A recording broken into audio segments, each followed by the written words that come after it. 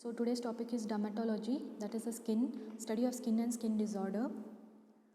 The skin or the integument is an external organ that protects against the mechanical trauma, UV light and infection. In addition, the skin is concerned with thermoregulation, conservation and excretion of the fluid, sensory perception and of course aesthetic role for appearance of an individual. It has epidermis and dermis. Dermis is divided into papillary dermis and reticular dermis. Papillary dermis has got papillary blood vessels. The reticular dermis has got sebaceous gland, erectopyle muscle, hair root, apocrine duct and gland, eccrine duct and gland, and subcutis. The layers of epidermis are divided as stratum corneum, which is the topmost layer, which shows keratin present in it. Stratum lucidum, stratum granulosum, which is 2 to 3 layer. Stratum spinosum about 10 layer. It has got keratinocytes, and stratum germinatum, which has got melanocytes.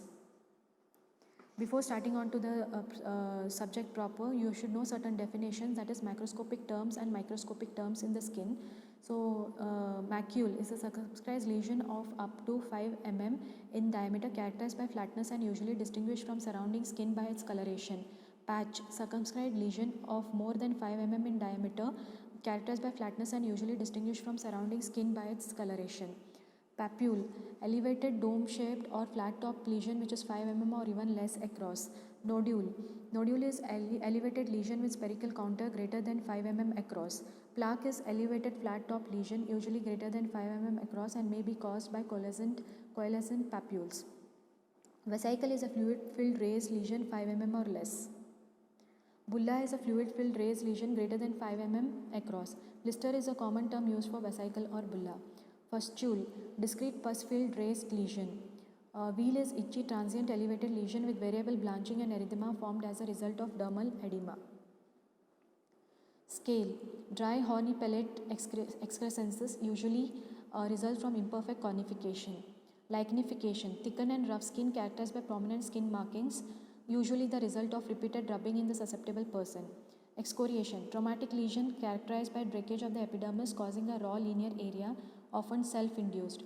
Onycholysis, separation of the nail plate from the nail blood. Hyperkeratosis, thickening of stratum corneum often associated with qualitative abnormality of the keratin. Parakeratosis, modes of keratinization characterized by the retention of nuclei in the stratum corneum. Hypergranulosis, hyperplasia of stratum granulosum often due to intense rubbing. Acanthosis is diffuse epidermal hyperplasia.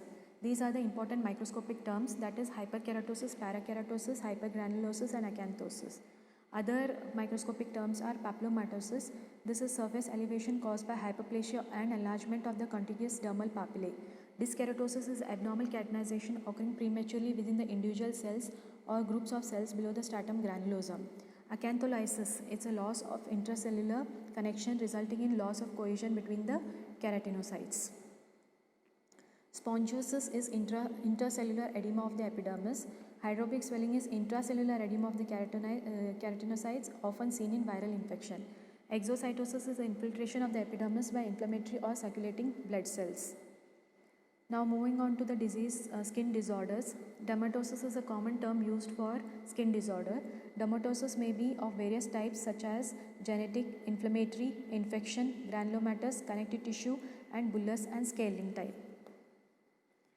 So first coming to genetic dermatosis, you have ichthyosis. Ichthyosis are of two types, ichthyosis vulgaris and X-linked ichthyosis.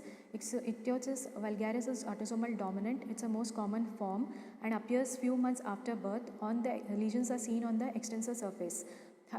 On microscopy, you can see hyperkeratosis with thin granular layer.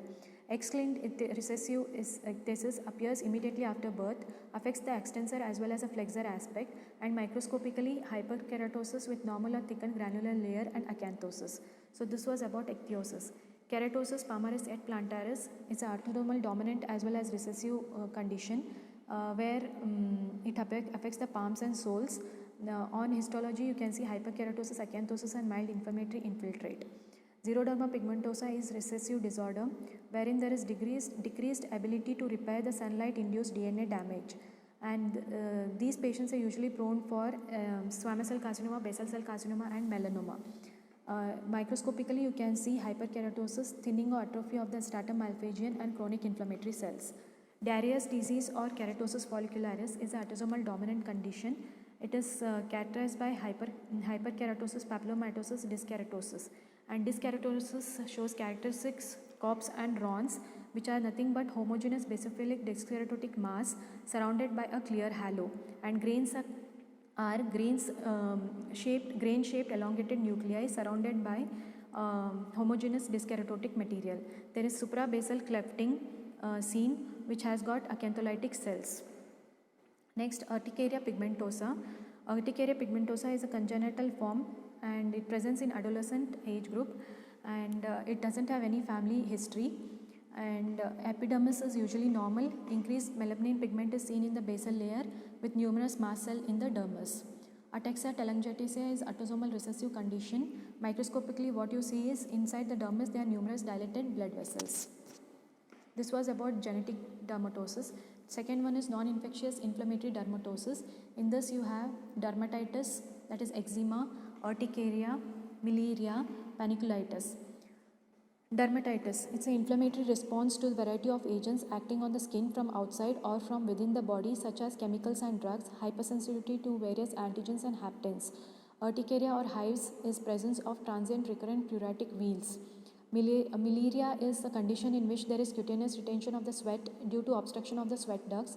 These are two types, that is miliaria crystallina and miliaria rubra. Miliaria crystallina is due to obstruction of the duct within the epidermis, and there is subcorneal blister seen. Miliaria rubra is a deeper layer of the sweat duct obstruction, and this shows subcorneal vesicle. Panniculitis. Panniculitis is inflammation of the subcutaneous fat. Panniculitis may be of acute or chronic type. The most common panniculitis is erythema nodosum, and erythema indirum is less common. Acne vulgaris is the most common chronic inflammatory dermatosis found predominantly in adults of both the sexes. This is mainly the hormonal changes which occur during the puberty. So acne are more common during the puberty. Here there is this is the disease of the hair follicle, where there is obstruction of the hair follicle and keratin deposit.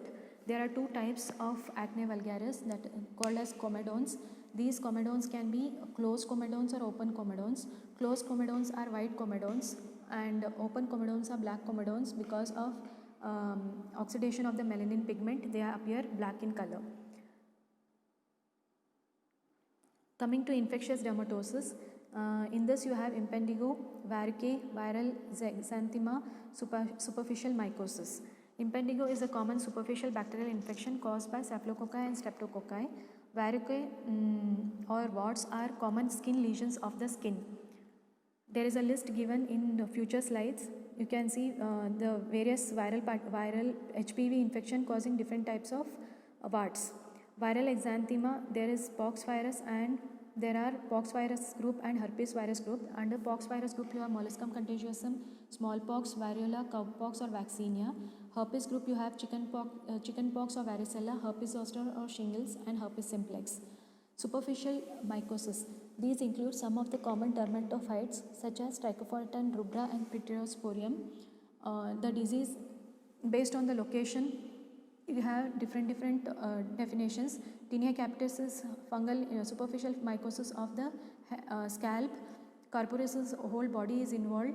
Pedis means only the foot is involved. Cruris is in the groin area. Onycholysis is suppression of the nails because of fungal infection, onychomycosis. Coming to one single example for infectious dermatosis, this is molluscum contagiosum, common self-limiting contagious by pox virus. It's a DNA virus. Direct contact can spread the infection. Multiple discrete vascular papules are seen, which are umbilicated lesions.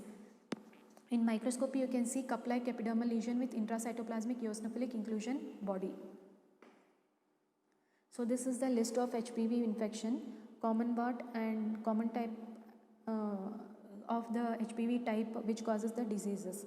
So common wart is caused by 1 and 2, Palmer wart is caused by 1 and 2, flat wart are caused by 3 and 10 HPV, anogenital warts are caused by 6 and 11, Bowen's disease by 16, Bowenite populosis by 16, laryngeal papilloma 6 and 11, conjunctival papilloma 6, 11 and 16, epidermolysis bullosa 2, 3, 9 and 10, cervical carcinoma 16 and 18. Granulomatous disease, you have lupus vulgaris is a prototype of skin tumors, are found most commonly on the head and neck region, especially skin of the nose. These are yellowish brown to reddish brown tiny nodules, apple jelly nodules. So apple jelly nodules is seen in lupus vulgaris. Microscopically what you see is well formed caseating granulomas present in the dermis, which is surrounded by cuff of lymphocytes, and rarely you can see the microorganisms, that is Mycobacterium tuberculum Zn stain. Cutaneous sarcoidosis is an autoimmune condition wherein you have in the dermis you have confluent naked granulomas, non-caseating type. Confluent means the granulomas are connected to each other. So you see in sarcoidosis, cutaneous sarcoidosis. Granuloma annulare, this is another condition which is seen in diabetics. Here in the dermis there is central necrosis of the collagen, degenerated collagen surrounded by palisading cells of lymphocytes and histiocytes. Next, coming to cutaneous tissue diseases, connective tissue diseases of the skin. These include lupus erythematosus and systemic sclerosis, lichen sclerosis et atrophicus. Lupus erythematosus, two types of lupus erythematosus are recognized. Chronic form, that is discoid lupus erythematosus, which is confined to the skin. Systemic form, systemic lupus erythematosus, that is widespread visceral vascular lesions. Systemic sclerosis or scleroderma, these are the two types of systemic sclerosis, and scleroderma are identified. Localized form is called as morphia and generalized form is called as progressive systemic sclerosis. Lichen sclerosis et atrophicus involves the genital area most frequently. Histology of cutaneous lesion of discoid lupus erythematosus and systemic lupus erythematosus may not be distinguishable in all the cases. The important features are hyperkeratosis with keratotic plug, thinning and flattening of retail malphagia, hydropic degeneration of basal layer, patchy lymphoid infiltrate around the cutaneous adnexal structure. Upper dermis shows edema, vasodilation and extravasation of the cells. Non-infectious bullous dermatosis. A bulla is a cavity formed in the layers of the skin and containing blood, plasma, epidermal cells or inflammatory cells, while vesicle is a small bulla less than 5 mm in diameter. Blister is a common term used for both bulla and vesicle. So blister can be located at different sites such as subcorneal, intraepidermal, suprabasal or subcorneal or subepidermal. Few common examples of non-infectious dermatosis are pemphigus, pemphigoid, dermatitis herpetiformis and erythema multiforme. So this picture is showing the microscopic picture of pemphigus vulgaris, wherein there is suprabasal acantholysis and suprabasal bulla is present. Even in this you have pemphigus vegetans. B is pemphigus vegetans, whereas intraepidermal eosinophilic abscess is formed. Pemphigus foliaceus, you have subcorneal bulla with acantholytic cells. Pemphigoid, bullous pemphigoid is a subepidermal bulla with eosinophil and regeneration of the epidermis will be seen. Dermatitis herpetiformis, it is suprapapillary microabscess with neutrophil collection. Erythema multiforme, you can see here is necrotic keratinocytes and a suprabasal bulla. First one, pemphigus vulgaris, is the most common type characterized by development of flaccid bulla on the skin or the oral mucosa. These bulla break easily, leaving behind denuded surface. Histologically, the bulla are suprabasal in location so that the basal layer remains attached to the dermis like the row of tombs. The bullous cavity contains serum or acantholytic epidermal cells. Bullous pemphigoid or only pemphigoid. Histologically, this is characteristic distinguishing feature from pemphigus is its subdermal location with non-acantholytic bulla, and the bulla contains fibrin network and may contain mononuclear inflammatory cell with many eosinophils. So eosinophils is a characteristic feature of pemphigoid, bullous pemphigoid lesion. Dermatitis herpetiformis is a form of chronic pruritic vesicular dermatosis, common in males 3rd to 4th decade. The disease has an association with gluten sensitive enteropathy, that is celiac disease, and histologically the early lesion of dermatitis herpetiformis consists of neutrophilic microabscess at the tips of the papillae, producing suppression or blister between the papillary dermis and the epidermis. Direct immunofluorescence. shows granular deposits of IgA at the papillary tips in the dermatitis herpetiformis. Erythema multiforme, this is an acute self-limiting but recurrent dermatosis. The condition occurs due to hypersensitivity to certain infections and drugs, and in many cases it is idiopathic. The changes vary according to the clinical multiform stage. Early lesions show edema and lymphocytic infiltrate at the dermoepidermal junction. The superficial dermis shows perivascular lymphocytic infiltrate. Late stage is associated with migration of the lymphocytes upwards into the epidermis, resulting in necrosis and blister formation. So you have erythema multiforme, hypersensitive to infections or drugs, and it is it can be idiopathic. Histologically, you have early lesions and late lesions, and in early lesions you have edema, lymphocytic infiltrate at the dermoepidermal junction, and in later stages there is migration of the lymphocytes upwards into the epidermis, resulting in epidermal necrosis and blister formation. So this is intradermal suprabasal in bulla in pemphigus vulgaris, and subepidermal bulla containing eosinophils, it is bullous pemphigoid. Dermoepidermal suppression with neutrophilic abscess at the dermal tips, dermatitis herpetiformis. Dermoepidermal interface dermatitis is seen in erythema multiforme. Next is scaling dermatosis. Common examples of this are psoriasis and lichen planus. Psoriasis is a chronic dermatosis that affects about 2% of the population. It usually appears first between age of 15 and 30 years. It commonly involves sites like scalp, upper back, sacral region, extends the surfaces of the extremities, especially the knees and the elbows. Histology of psoriasis. There is acanthosis with regular downward growth of rete ridges to almost same dermal level with thickening of their lower portion. There will be elongation and edema of the dermal papillae with broadening of the tips. Suprapapillary thinning of stratum myofilarium is seen.